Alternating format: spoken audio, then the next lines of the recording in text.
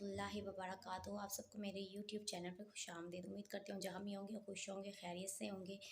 तो आज की वीडियो में हम बात करेंगे मुआशरती मुनाफ़क़त पर कि ऐसी कौन सी बातें हैं कि जिस पर हमारा मुआशरा मुनाफ़क़त करता है। हमारा ताल्लुक़ एक ऐसे मुआशरे से है जहाँ पर आप अख्तलाफ़ात रखोगे तो आपको बदतमीज़ समझा जाएगा। सच्चाई का साथ देंगे तो अगर आप सच बोलेंगे चाहे वो कड़वा हो तो आपको बेअदबी या बेअदब बोला जाएगा या बेअदबी उसको समझा जाएगा। देखिए, मैं ऐसे काफ़ी लोग देखे होंगे कि जिनके सामने अगर आप सच बोलेंगे ना, ये तो बड़ा बदतमीज़ है।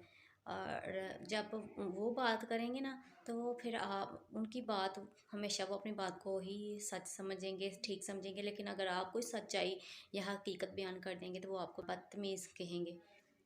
इसके अलावा तो अगर आप चुप रहेंगे तो फिर आपको मुनाफ़िक बोला जाएगा या मुनाफ़क़त कर रहा है।